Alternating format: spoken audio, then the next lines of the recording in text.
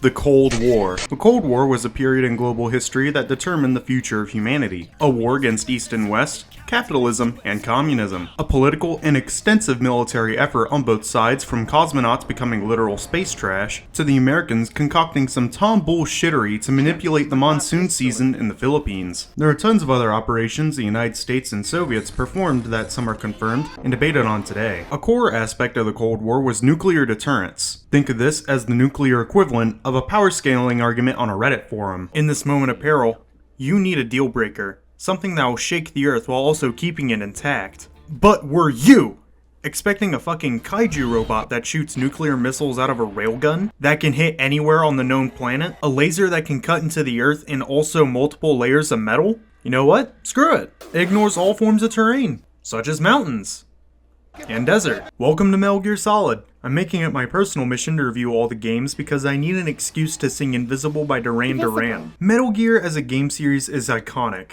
A ton of movies, shows, and even other games make references to it. All of that simply for the fact that this game was revolutionary. And even until today, it continues to have a big story with heavy themes, but it can be rather batshit insane if you don't understand the finer details, or if you overlook some things, which I will guarantee you, I'll spare you that torture. So, I'm going to give you a general rundown of all the installments of the Metal Gear series, starting with the first game, and moving on with all the others, ending at Phantom Pain. First state of matter, Snake.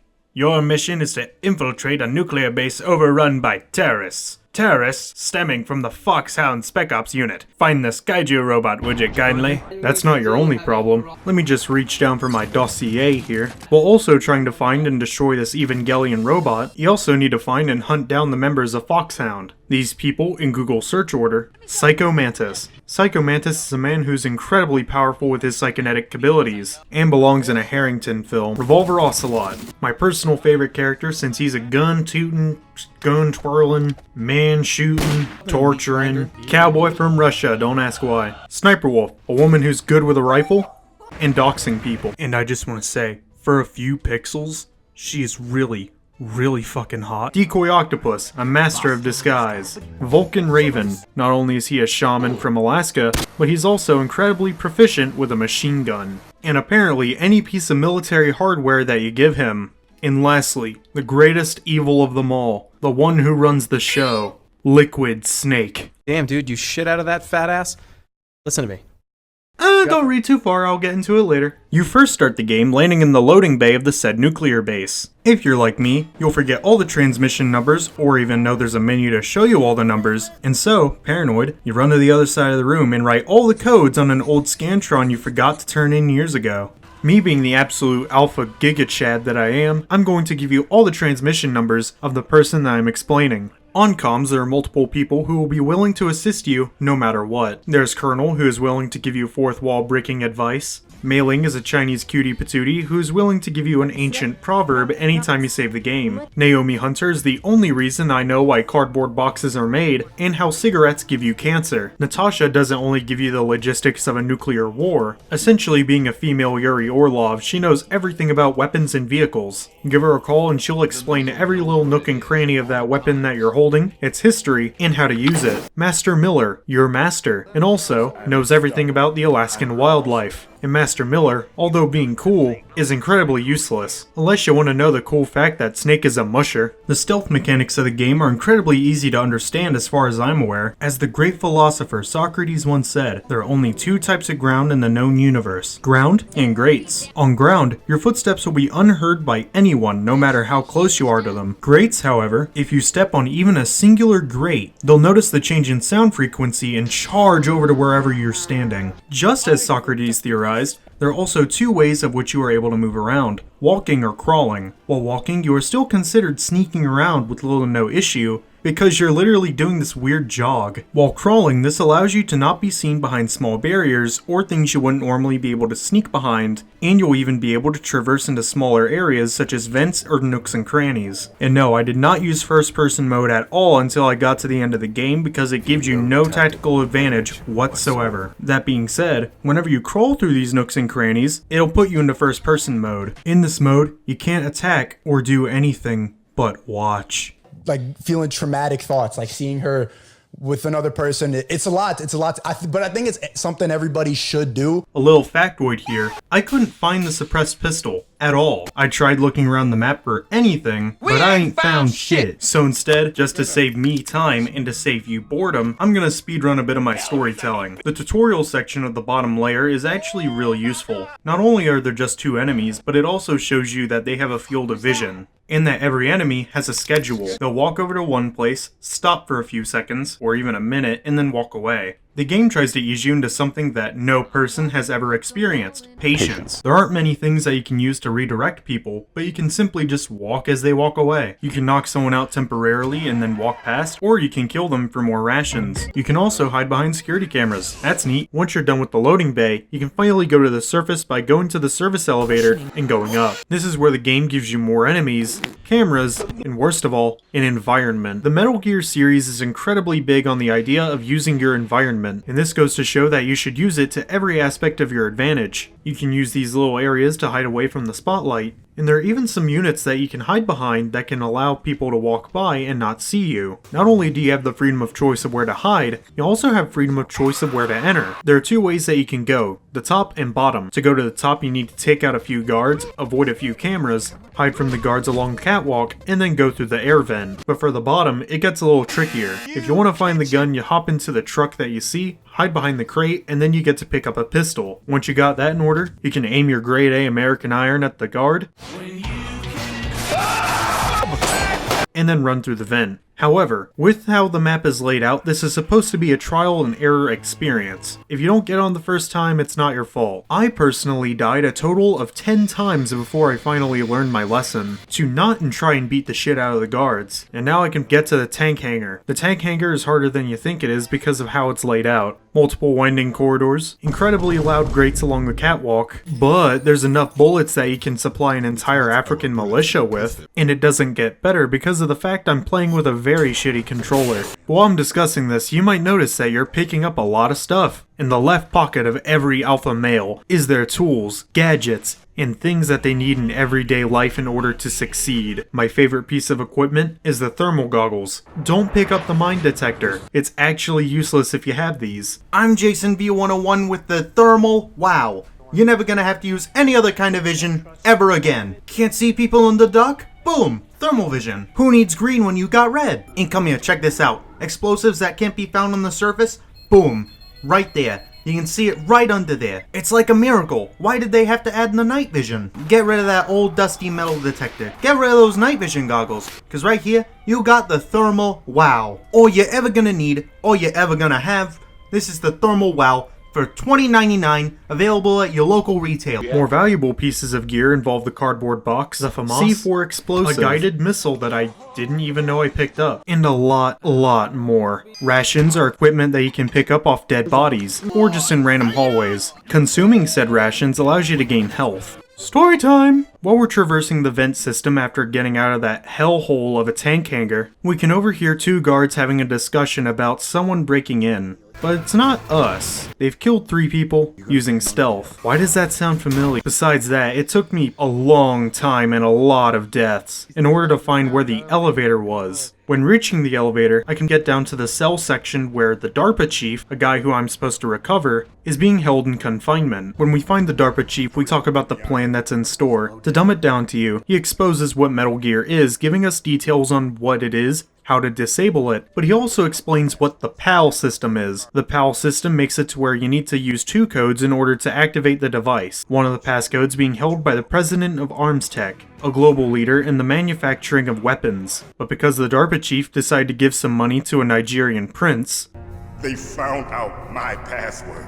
And this is where we also learn about the powers that Psycho Mantis has over other people. Then all of a sudden, the DARPA chief decides to have a heart attack in front of us. We don't know why, but it happened. The door opens where we're introduced to a character named Meryl, who I'll explain more in depth later on. And all of a sudden, we're bum rushed by a ton of other guards, of which we need to stand our ground with Meryl and gun them down. Where then she'll run away, and we can't exactly learn about her because now we gotta run. We gotta find Baker before he can get his passcode, grabbing our trusty handy dandy C4 explosive explosive. We can stick it onto a wall that has exposed brick, which is incredibly hard to find unless you have good eyes. You get to activate it and then blow up the wall. While you're still in the armory area, feel free to run around and open every door, grab everything, and use your thermal goggles from earlier in order to see lasers. Oh, and an FYI, if you run around, you'll actually activate some trapdoors which will immediately kill you, so be sure that you save often. And now we can find that Baker is quite literally strewn to a large amount of C4 explosive, activated by tripwires. Who else can do this besides Revolver Ocelot? Revolver Ocelot is not only one of my favorite characters of all time, but he's quite popular in the Metal Gear series, being born Adamushka Shalashushka, born during the invasion of Normandy in 1944, of which he was taken by agents of the Philosophers. To be explained in a future video. He worked briefly for the NSA before leaving to the Soviet Union, of which he would begin to work for the CIA and KGB simultaneously. And one thing that I should point out is the style the character loves. They are obsessed with the Wild West, revolvers, and even speak with a southern accent even though they're not from the southern United States. This is likely a reference not only to the Japanese fascination with the Wild West, but also the previous Soviet pastime of smuggling Western media into the Soviet Union. And since he was growing up in war-torn countries and the Soviet Union itself, it's likely he would be incredibly influenced by Western media, and would likely be the cause that he just loves gun twirling. And believe me, there are a lot of story elements that I might miss out in this video because his lore is extensively long, and I want to show him as a character throughout all the installments of the games just because this is essentially the last of them. During the fight with Revolver Ocelot, you really need to run around and get him since his bullets can not only deflect off walls, but he's incredibly accurate. And you can't touch Baker in the middle because if you do, well, there's one thing that you should know, and it's that Revolver Ocelot loves revolvers. And the biggest problem with revolvers, namely the single action army, being it holds 6 goddamn American freedom-loving pills, of which you can take advantage of his disadvantage and really just bum rush him and shoot him. There's even a really cool Easter egg. If you win the fight with a lot of deaths, he'll mention that you're bad and not as good as the boss. I'm disappointed. You're no match for the boss. But if you win with minimal deaths, he'll say something that you'll see in every video of someone twirling some form of revolver. You're pretty good. I didn't realize this until just now, but Stan Lee, the creator of Marvel, Spider-Man, and whatever whack-ass you want to think of, cosplayed as Revolver Ocelot. Don't believe me? Creators of all time and the father of the Marvel Universe, give it up for Stan the Man Lee! Revolver Ocelot has arrived! Then all of a sudden, the super muscular ninja broke in and sliced off his arm and disappeared. But finally after the fight, we're able to talk to the Arms Tech president. He says how he did spill the beans about his passcode, but did say that he fought it using a psychonetic implant. And here's a really funny thing, he gave the PAL key to a certain female soldier that walks funny. Oh, and by the way, her transmission code is on the back of the CD case. This was originally used by PlayStation as an anti-pirating measure, but because we live in the future of 2025, we have Google. But before we get into that, Baker starts going into a long monologue about how nuclear warheads aren't exactly stored properly, saying that although the Cold War may be over, it's still going on, and how the world is in a constant balance of power because even a third world country can have access to a nuclear arsenal, and if Foxhound doesn't get their demands from the United States government, they're willing to literally blow up the world. Doofenshmirtz Evil Incorporated type shit. And then he goes on about how Dr. Naomi Hunter, the person who we've been relying on, is a part of a secret genome project, and that apparently she works for Foxhound. As he's talking, he starts dying of a heart attack, saying stuff like why was it him and how the Pentagon is using you, la-di-da. And when you come to realize, the DARPA chief died the same way, asking the same questions like why me. But here's the big thing, it might be Psycho Mantis giving people heart attacks, or maybe something. And following the advice of the Colonel and using the code on the back of the CD case, the Steam store page, we get confirmation from the Colonel that Meryl is in fact his niece. Meryl is a soul that really wants to experience what it's like to be a soldier, to be a legend, and to be known across the battlefield. But it's painfully obvious that throughout the entire story that she does not exactly know what it's like to be a soldier. Solid Snake really being the only form of solid ground that can help her in understanding the philosophy of a soldier. being that the only existence you have is to fight and lose all innocence for the sake of it. Snake expressed that her eyes were beautiful and compassionate and actually had some form of emotion compared to Snake who, as you've heard him talk, has a lot of self-deprecating humor. Things like bringing up his smoking addiction. Nicotine does in fact do that to him, man. And Jesus Christ, as soon as we open up the garage door, we're immediately introduced to, you know who, Vulcan Raven.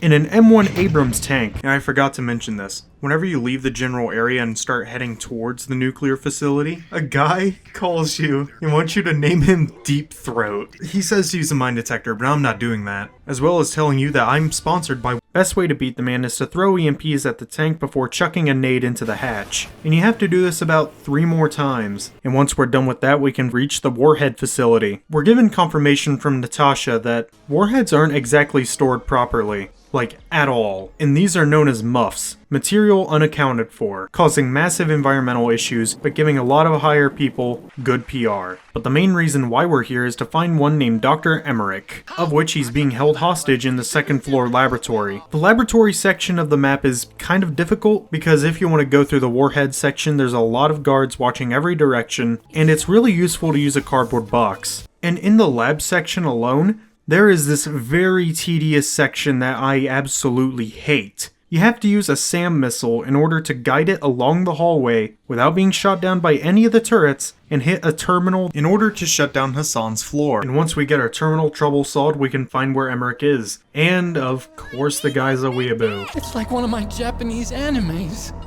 Well, I'll explain him later. The Cyborg Ninja is an incredibly hard fight if you don't know what you're doing. A lot of players like to fight him with their fists, since it's apparently the honorable thing to do compared to just gunning him down, of which I did use my fist. The man will go insane, doing these flying kicks, punches, and will even go invisible, hiding across the map and waiting for you to find him. There's a ration inside of the computer server room, and even some EMP grenades if you really want to use those. Oh, and one of the attacks that he does is he'll approach you, stay still, and as soon as you face him and punch, he will go the other direction, of which you need to turn around and punch, or else he will drain more than half of your health. This man tugs at my heartstrings and makes me feel like an idiot. And it doesn't help the fact that if you keep fighting him, he will constantly talk about how there's so much pain, and just moans about being beaten to death. But once we're finished, Naomi Hunter and Colonel give us a call about who he is, more specifically, what he is. The man's name of who he fought was Gray Fox. A man who had died in Zanzibar but was somehow brought back to life using gene therapy. And not only was he modified through genetics, he was also given an exoskeleton and a suit that would allow him to not only cloak, but have enhanced physical strength. Gray Fox was a man who had died before being forcibly ripped from the afterlife to come back to the mortal plane, and he is obviously pissed about it. Especially since he can't feel pain. And from the experiments they did on this guy, they made a ton of genome soldiers. They essentially took a Barbie, melted it into a Ken, and then slapped a ton of Home Depot sheet metal onto it. And the only thing that he seems he wants to do is have a fight to the death with Snake. Maybe as some form of final battle, or maybe for some sort of redemption. We'll find out when we're at the end. But now we get to talk to one Hal Emmerich. He is one of my favorite characters in all of Metal Gear. Even though I haven't played the other games yet, I can really tell that in the first one, he's a very broken man. Or at least whenever he finds out the true purpose of Metal Gear. Hal Emmerich had originally designed Metal Gear to fire off and destroy nuclear missiles, only ever for defensive purposes, with another laboratory corporation creating another form of fission bomb, preferably one that would fit inside of the EM modules. Hal Emmerich's grandfather had worked on the Manhattan Project, a project made by the United States in order to make a nuclear bomb that would in fact destroy a bit of Japan, but also make the losses less costly over time compared to what would happen then. But even till today, it's still considered one of the darkest days in human history of August 6, 1945, when the Hiroshima bomb was dropped from the Enola Gay, and even coincidentally happened to be the day of Hal Emmerich's father's birth.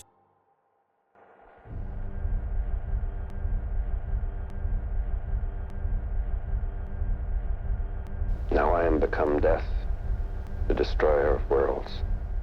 Hal Emmerich, or Otacon, is a man who is more so stricken with grief more than anything. Not only was he influenced by anime to want to make something big, bombastic, and make a savior, of which he dedicated his life to nuclear engineering. wanting to make a savior, and all of a sudden it being shot down and being revealed that he was making a weapon of war, going on to say that his family was cursed with nuclear war, either because they were the start of it or a byproduct of it. Thanks to Otacon being a pervert who likely watches Lucky Star unironically, Meryl had dressed up like one of the soldiers. And in order to find her, we need to know how she walks. Not only that, but if you're right next to her, she'll have this audio cue. And once we're successful in locating her and going into the bathroom, we'll be hit with an interaction. Meryl is a character in Metal Gear who's incredibly complex in the idea of what it means to be a soldier. She didn't want to become a soldier because she wanted to follow in her father's footsteps. Instead, she wanted to become a soldier to understand him better. This is likely because of the lack of communication family members, especially ones that are veterans, don't really have with their families. But moving on, Meryl gives us a card key, one of them that can disable the device, even though there are supposed to be 3. In my line of work, I believe that there are 3 people that you shouldn't trust: bankers, salesmen, and women. In the office space that we're given with Psycho Mantis, she begins to fall under his influence, saying some things that I really need to censor out, and then we can engage the fight. Psycho Mantis's fight is incredibly hard. This slippery slime of a man will make your computer screen go black and appear somewhere else before turning it back on. To spot him, you can use your thermal goggles, like a Chad, which makes it considerably easier to find him. Or, in even cooler detail, you can go into first person mode and find him looking at you. The Psycho Mantis fight is really not in your favor. I had to look up an entire walkthrough on how to beat this man without being able to switch my controller port. Psycho Mantis's moveset is incredibly scummy. For starters, anytime you move, he can predict your actions. His programming is bound to your controller, so anything you do, he will know what you're doing and then try and kill you. And also, Meryl being influenced by him and trying to shoot you. I recommend you stay away from punching or shooting her, because if she dies, you have to restart the entire thing. So I recommend you bring a Costco supply of flashbangs. But even though this fight is incredibly rigged, there's a way that you can beat him. There are 2 statues inside the office itself. If you go inside, they'll become... Use a remote control missile, fire inside, not being completely in the room, and then destroy the 2 statues. Once this is done, Psycho Mantis can't see your actions whatsoever. But be aware, even though he can't see your actions, this man is still incredibly cracked. He will throw vases, he will throw furniture, he'll do a weird Gundam move with furniture. And don't let the deagle hit you, because if you do, you'll die. Every move must be carefully calculated with stun grenades, ensuring that you and Meryl are alive while you're shooting this man. Psycho Mantis is a truly fascinating character with his ideals and also his worldview. He's a man that unwillingly, no matter what, enters people's minds. He reads out people's thoughts, desires, and ideals. He's a man that is completely shrouded in mystery, everything he says being some form of critical riddle that you need to solve. Even saying how you and the boss aren't so different as people. This is more of a consequence that he has for being able to look into people's minds. He was able to read his father's, and he realized that his father did not love him whatsoever. His father blaming him for his mother's death because of her dying during childbirth. And then he continued to read people's minds because he realized of what he could do. But in every mind that he read, he realized that everyone was born with the innate desire to spread their generation. Or rather, spread the seed. Humans being born only to kill one another and bring each other hate and pain, and to continue to pass our genes down through childbirth. A man willing to burn down his village knowing everyone's thoughts, only to run away from them. And even him joining the boss just because he wanted an excuse to kill as many people as he possibly could. His last wish being that you put his mask back on him and let him be alone. But fret not, my male audience. Right before he dies, he says there's a hidden door behind the bookcase. The door opens into a hallway which leads into a cave filled with dogs. Don't get me wrong, I love pets. I adore them. I have 2 dogs, and I love them very dearly. But I'm not gonna waste my ammunition on these ones. That's the ATF's job. After a few minutes of not knowing where the hell I'm going, you and Meryl end up in another hallway. But this time she says the entrance is riddled with mines, and that she knows the way, or the path, to escape them. No the fuck she does not. She says whenever Psycho Mantis dug into her mind, she was able to see where they were. If you walk along the same path as her, you get your back blown out by claymores like it's Black Ops 1. If you try walking down the same path as her, she sighs. But if you don't, then nothing happens. But as soon as you cross, Meryl is shot not 1, not 2, 3 times with a PSG-1 sniper rifle. The 7.62 by 51mm bullet 3 times, both in her legs and 1 in the arm. She is incredibly lucky that she wanted to give me a 3-minute cutscene on her ideas about war, about how there is no glory, there is no good in war, there's nothing good that can come from war. But I'd say right about now is not the best time, because then the colonel decides to call you saying that there's only 1 sniper rifle in the armory, across the entire map, in the armory, that you couldn't access originally because you didn't have the key card. So now you have to run all the way back through the tank hangar, and then you have to get the rifle, only to run back again all the way to where Meryl was, and she's gone. But this pissed me off. Once we have the sniper rifle in hand, we can now commence in sniper business. Once you pick up the rifle, there is no chance that you have not picked up a thing of diazepam. When you use the PSG one naturally, it's very apparent that you can't really use it because it's incredibly shaky. So if you take a diazepam, you'll be fine. And I know what you're thinking, and you're absolutely correct. The only way to use this rifle in the game is to become a pillhead. Diazepam, it's just Valium. You're just popping shitloads of Valium. And remember what I said about backtracking? That's not the worst part. As soon as you get that rifle, make sure to save your game, because now you have to fight the mommy. Mommy Sniper Wolf. Originally, I thought this fight was gonna be easy. No, it is not. She will hide behind pillars, and then point out in a random direction. She will either go left or right depending on the pillar. That's what I thought originally. She does not. This is all random. She'll run around and even go prone. That's the worst part. Whenever she's prone, it's impossible to see her unless her laser is on you. And if it's on you, you have exactly 0.01 second to react, because if you don't, you'll get shot. If you try to reposition and keep your sight off her, she'll shoot you dead. It's like a game of duck hunt where you're not shooting down ducks, but instead you're shooting down very, very attractive women. Preferably the one that calls you a prey animal sexually. Special prey. Got it. You then have to go on a holy crusade for Meryl, only to be stopped by a guard posse and a sniper wolf, who survived getting shot in the head. She then marks you as prey, seeing you as special, which then you're knocked out. But where does this lead you? One of the most popular things in all of Metal Gear, the torture sequence. If you didn't save your game, you are screwed. As Revolver Ocelot will know if you're using auto fire, which if you don't know that, the early PlayStation consoles had an add-on that you could use called auto fire, where a controller would perform massive amounts of button presses for just holding it down. But I don't have that, because I'm playing with a PS4 controller. But I'm gonna give you what happens when you die in the torture scene if you've gotten this far into the video. If you die in the torture scene, you do not go back to a save. If you haven't saved, you need to restart from where you last did. I died and only saved during the fight with Psycho Mantis, so I had to do all the repetitive shit again. I was royally pissed off. I'm gonna give you the strat, because if you don't, you're gonna die. It's very easy. Take a controller, grab a penny, and then use that penny, press down with little pressure, and play that button like a guitar. This allows you to essentially just spam the button for as long as you want, and I dig it. I love it immensely. If you survive this torture sequence and you don't die, like I did, you'll be sent to a cell where you meet one of the best security guards ever, Johnny Sasaki. This dude in the later Metal Gear games is the absolute GOAT. There are 2 methods of which you are to escape the cell. You can call down Otacon, and then he'll give you a bottle of ketchup. While prone and you don't want to kill Johnny, lie down on the floor, put the ketchup on right next to the door. Once that's done, he'll come in to inspect. Then you can just press the attack button, which will then choke him. But not kill him. You can just knock him out. Or you could just hide under the bed. I don't like that strategy, so just go with the ketchup one. It's better. And yeah, there is a bit that I need to go over in the cell. You're given a call by Naomi Hunter and Colonel. Naomi Hunter over the call after the first torture sequence will tell you to put the controller against your arm and pump your blood with painkillers. But that's not what she does. You put the controller against your arm, and the game will make it vibrate, because they know you're aching after playing Guitar Hero. But after a minute, this is whenever Naomi Hunter and Snake have a heart-to-heart. The only family that Snake had ever had was a man named Big Boss, which he had killed by his own hand, because he wanted it. But Naomi Hunter's story is insane, drastically insane compared to Snake's. She didn't know who her birth parents were,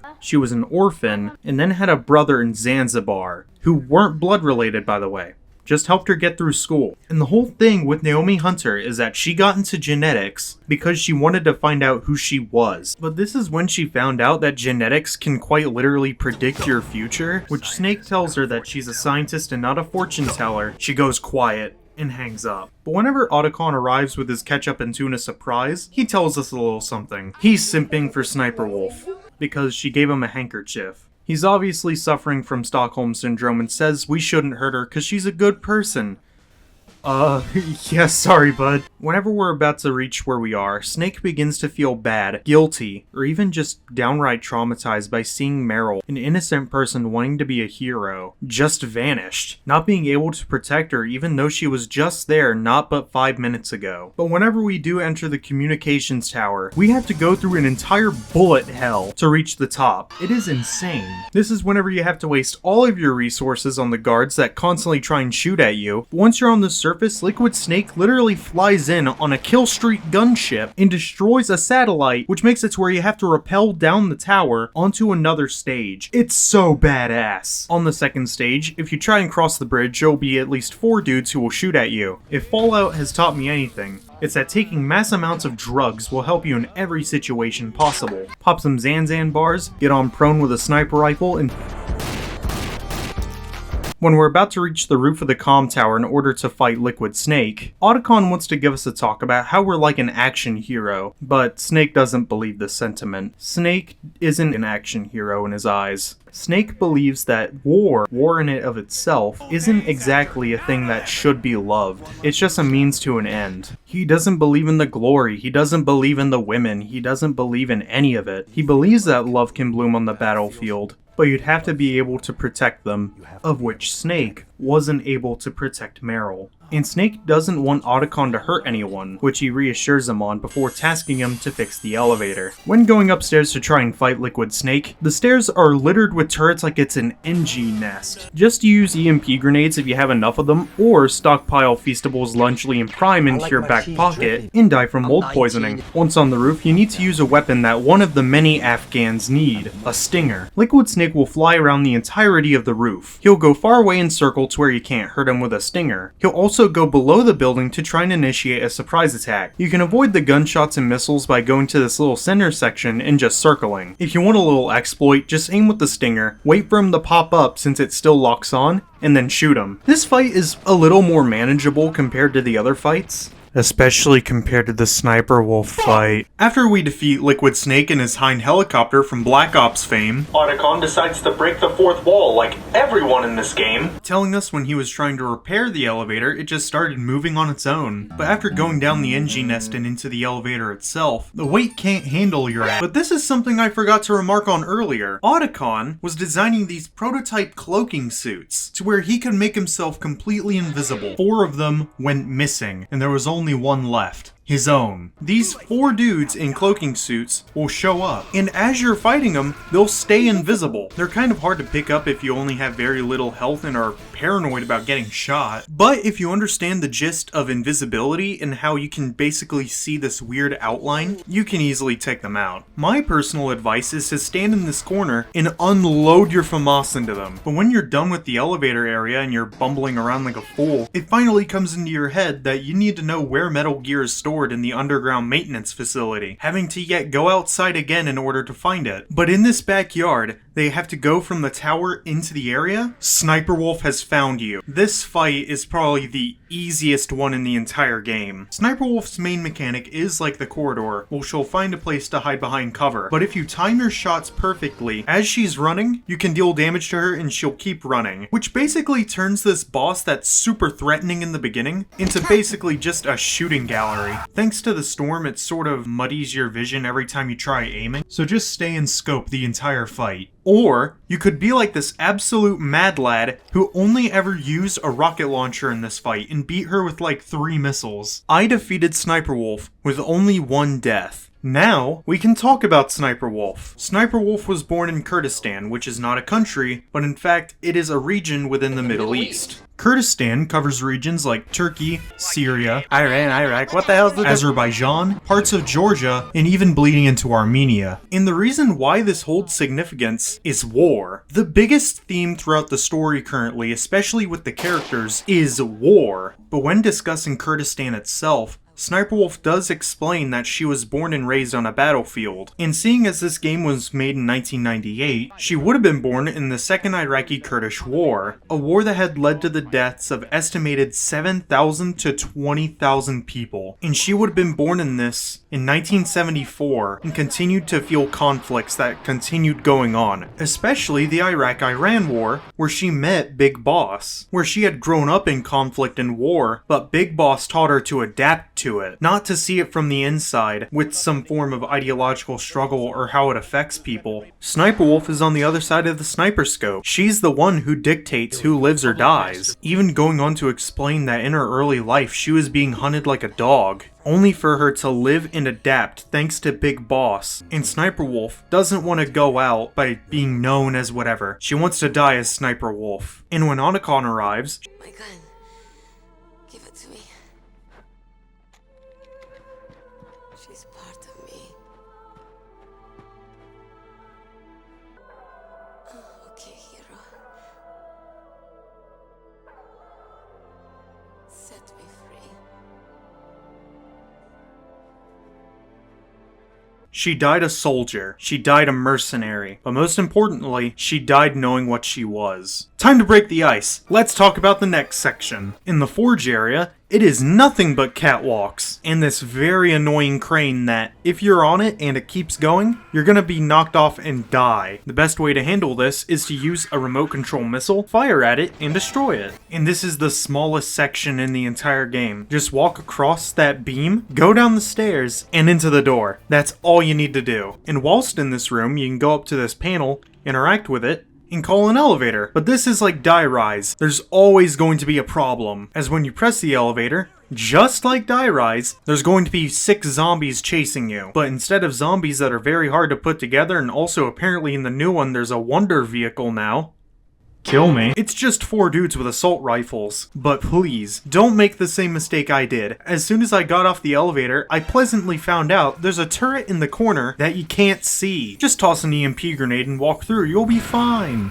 Okay, what the as a safety precaution, they decided to just dunk the entire box of claymore mines all over the area. But as soon as you leave that room into another elevator, you go down with Edgar Allan Poe making an appearance. But then you're given a call by Master Miller, who finally had a reason to be useful, going on to say that Naomi Hunter might be a spy since she's lying about herself, and how the head of the FBI was racist in the 50s. But wait, here's one thing that really had me confused. In the beginning section, whenever Naomi Hunter said she didn't know her parents, that's the #1 thing that you should have realized. She said she didn't have a real family. She didn't say her father was Japanese, and if you called Dr. Naomi and also Colonel's number at the direct end of that call, she'll still be there. So Master Miller didn't take initiative. So now Master Miller is being put under a microscope by me. But when that call is over, we can now see where we are. We are in a cooler, a giant refrigerator, which then will fight a dude that you've seen before. You know him, you love him, the Alaskan man with a plan, Vulcan Raven!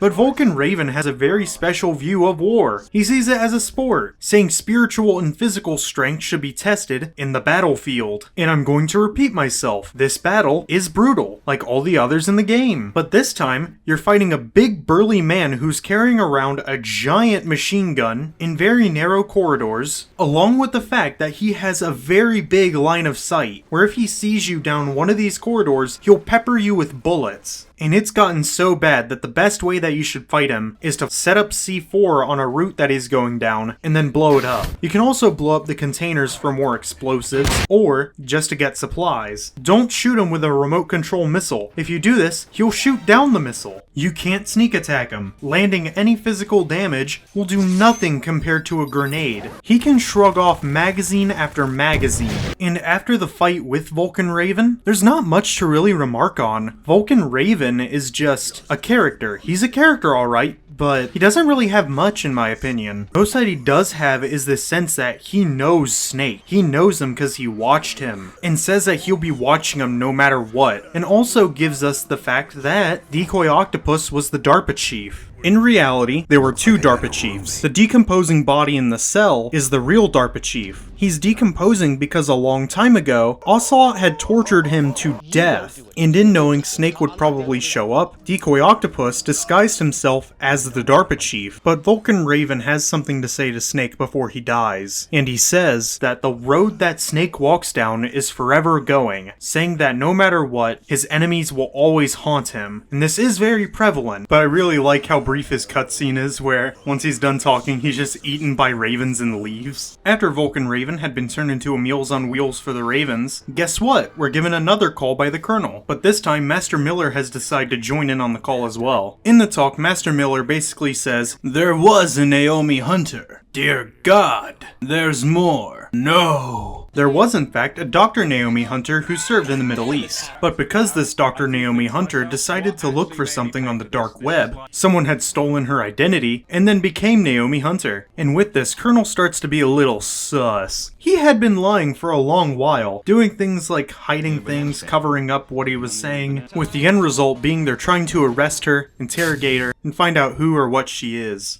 Oh, and for some reason, whenever I was done with that section and decided to go through the corridor out of the fridge room, I wasn't shot by any of the turrets. I just kept walking and wasn't even hurt at all. But finally, after all these hours of gameplay, we can finally see it before our eyes. Metal Gear Rex, from admittedly a very shitty angle. We need to perform a very suspenseful game of American Ninja Warrior in order to get to the top, and we do this while Hal is hacking Baker's profile. When we reach the control room where we're supposed to deactivate Metal Gear, Liquid, Snake, and Ocelot are talking to each other. Liquid is still alive. And I didn't bring this up originally during the Sniper Wolf fight since I just wanted to keep things going, but since you're here, I'll tell you. During the Sniper Wolf fight, directly to your right if you look over, you'll see that there's a tree with a parachute tangled in it, and it's highly unlikely this is Peter McCain, but instead, Liquid Snake. But the plan for Liquid Snake is very simple.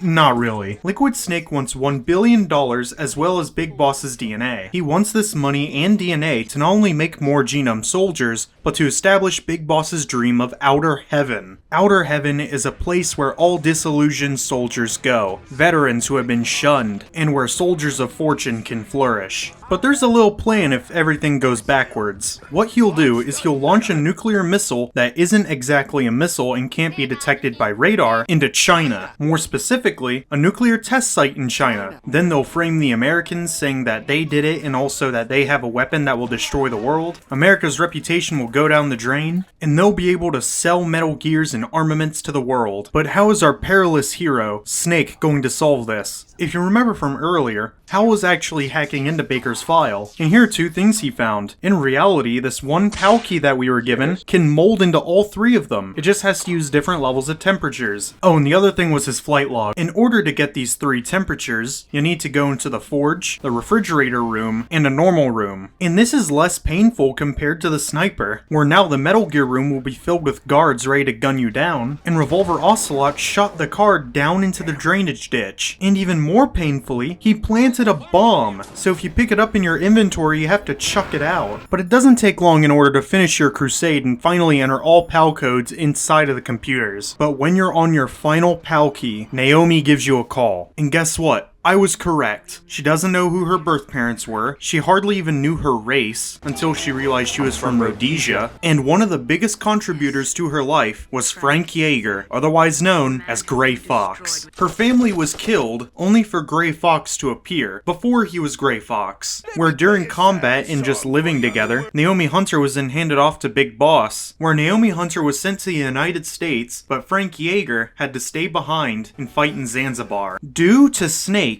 he is why Frank Yeager became Gray Fox. And Naomi Hunter wanted revenge. She bought the identity of another person and took that name so that she could get revenge on you. But the way she did it is that she used a disease called fox die. Fox die is how every person died of a heart attack in this game. The DARPA chief, who is Decoy Octopus, contracted fox die because he put the DARPA chief's blood in his system and it killed his heart. And the Arms Tech president was infected with it, but Psycho Mantis wasn't. Psycho Mantis was able to survive it likely because he was wearing a gas mask. And fox die is a virus that targets very specific people. When Snake was carrying it around, in reality, he was also infecting people on that list, like the Arms Tech president or the DARPA chief. And Naomi Hunter admits that she was kind of wrong about you, but Snake doesn't blame her for wanting her to kill him. It's completely reasonable in his book. But before Naomi could finish, the Colonel comes in and sabotages the call, saying that it's unauthorized, and then you hang up.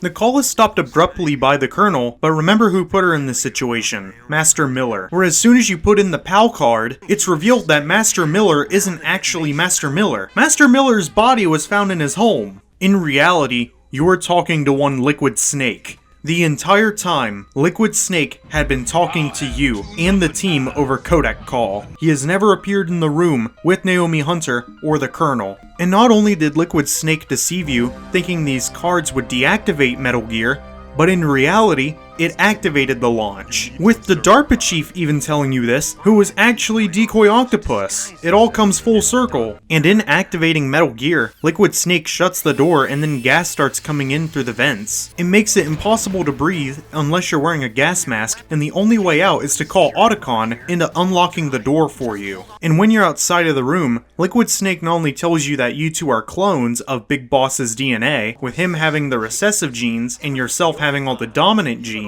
but he also tells you that Metal Gear, the entire game itself, is a scam. In reality, you weren't stopping the Metal Gear launch. You weren't saving the hostages. The Pentagon wanted Metal Gear, so what they did was they tricked you into going in thinking this, while Naomi, who was working for the Pentagon, injected you with fox die so that you would kill these targets indirectly, and the Pentagon would retrieve Metal Gear for its own good. And now we get to finally fight Metal Gear with Liquid Snake piloting it. Metal Gear is the hardest boss in this game. I mean, it's on the cover. Why wouldn't it be? But when fighting Metal Gear, you need to realize and remember that it's incredibly overpowered. There are heat-seeking missiles that'll fire out the back in order to shoot at you. If you're close up or running away, he'll either charge or stomp on you. There's a laser on the bottom that if you're hit by it, it will drain more than half of your health. But I want to give you the strat on how to beat Metal Gear. And it is the #1 thing that I rely on when it comes to fighting people in games.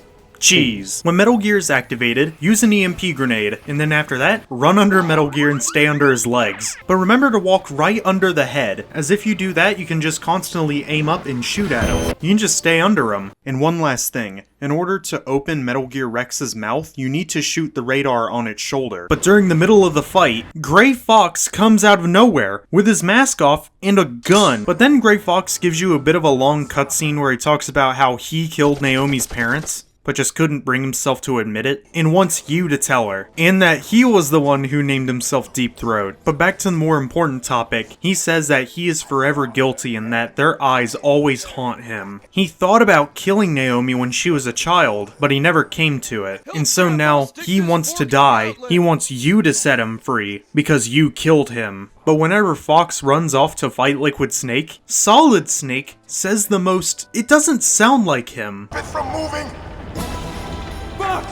But then Gray Fox gets crushed like a juice box. But in the destruction of Metal Gear afterwards, thanks to the collective efforts of Gray Fox and Snake himself, Liquid Snake decided to strip you down, and when you wake up, he started just yapping about how the world's gone soft, and how he's the appetitive male with $1 billion they'll be able to revive the world. Bring back honor and glory in war. Liquid Snake here doesn't just yap, he actually explains something that's incredibly important to the lore of Metal Gear Solid. Les Enfants Terribles was a government project that started in the 1970s. The initial goal of Les Enfants Terribles was to create the strongest living soldier. Specifically, they were going to clone one of the strongest already, Big Boss. Using one of Big Boss's cells and genetically modifying it, They were able to fertilize an egg and let it grow into 8 different babies. Using a surrogate mother, they were able to use these multiple eggs, insert them into a uterus, and let them grow. I'm probably gonna have to censor myself out if I don't want YouTube touching me. They intentionally aborted 6 of these children in order to promote strong fetal growth, and with it, Liquid and Solid Snake were born from this. And yes, they intentionally chopped Liquid Snake by taking out all of the dominant genes from him and putting them into Solid Snake, making it to where Solid had the dominant genes while Liquid had all the recessive ones. And worst of all, these genes are being carried down in the form of the genome soldiers. But the biggest difference is,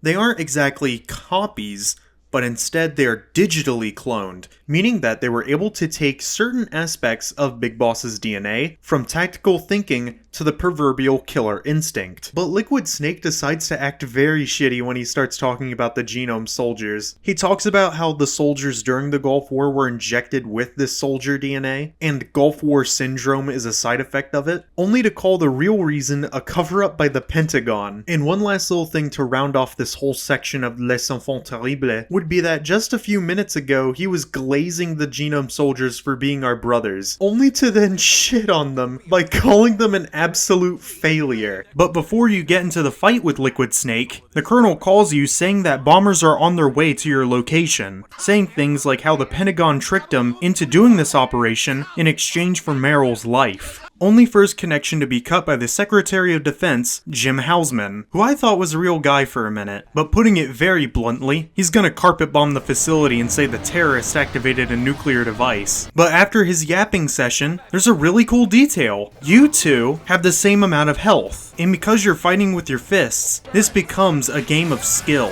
Liquid and Solid Snake are fighting each other, but one of the biggest things that I thought about was how many times he kicks your ass in this entire section, in which he told you that you had the dominant genes while he had the recessive ones. But that's where things are flawed, because in his logic, if he had the recessive genes, he wouldn't be able to beat you. It's likely that he has the dominant genes alone. And this is just based off gameplay alone right now. But during this fist fight, he does some insane maneuvers. If you try kicking him off, he'll just hop back on. If he tackles you, all your health just gets depleted, deleted, gone. He has stronger punches than you, and the both of you basically have the same attacks, but he has stronger ones. And Liquid Snake's fight is incredibly hard, but I was able to beat him, so you should be able to. If you decided to let Meryl live and not give in to the torture, she'll be there. But if you don't and let her die, Solid Snake will say that he's a coward, instead leaving with Otacon. But because I don't give up easily, I decided to let Meryl live. And so she came in and said we gotta get out of there, by putting us inside of a technical and then driving us out. But this also engages a fight with Liquid Snake again, who is somehow not dead,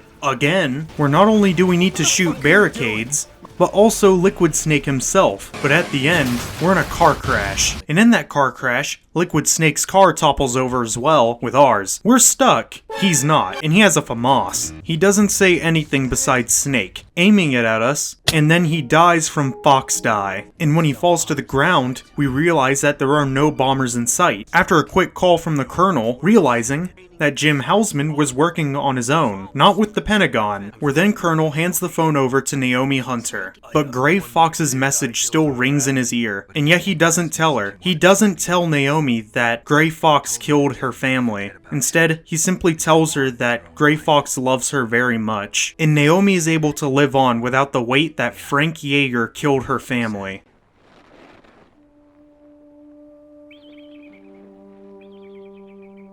Each person is born with their fate written into their own genetic code. It's unchangeable, immutable. But that's not all there is to life. I finally realized that. I told you before the reason that I was interested in genes and DNA. Because I wanted to know who I was, where I came from. I thought that if I analyzed my DNA, I could find out who I was, who my parents were, and I thought that if I knew that, then I'd know what path I should take in life. But I was wrong. I didn't find anything. I didn't learn anything. Just like with the genome soldiers, You can input all the genetic information, but that doesn't make them into the strongest soldiers. The most we can say about DNA is that it governs a person's potential strengths, potential destiny. You mustn't allow yourself to be chained to fate, to be ruled by your genes. Humans can choose the type of life they want to live. Snake, whether or not you're in the Fox-Die program isn't important. The important thing is that you choose life. And then live. Don't you think, Snake? Don't worry. I'm going to choose life too. Until today, I've always looked for a reason to live. But from here on, I'm going to just live. Genes exist to pass down our hopes and dreams for the future through our children. Living is a link to the future. That's how all life works. Loving each other, teaching each other. That's how we can change the world. I finally realized it. The true meaning of life. Thank you, Snake. But in the end, Snake and Meryl admit that they must have a different life, a retirement from the world, a new purpose, and that our hero, Solid Snake, has the most boring name imaginable. David. My name's David. Okay. So where to, Dave? I think it's time we look for a new path in life. A new path? A new purpose. Will we find it? We'll find it. I know we'll find it. And that was Metal Gear Solid. I will admit, this video took way too long to make in the first place. I sort of broke my promise when it came to sparing details, because as I was speaking, I realized that there are tons of parts of the game that you should experience for yourself rather than hearing from me, but I cannot express my joy and gratitude to anyone that has gotten to the end of this video. As I said, there might be things I missed out on, but it is incredibly good if you play it yourself. I highly recommend Metal Gear. Pick it up. Even if you don't like it, I still recommend it. This is one of those games that you need to play before you die, and I can't express it enough. I thank each and every one of you. I hope you like, comment, and subscribe. I have been Jason V101, and you are all beautiful people. Also, second Metal Gear video is gonna be scripted. Okay, bye-bye. I'm gonna go watch Lucky Star.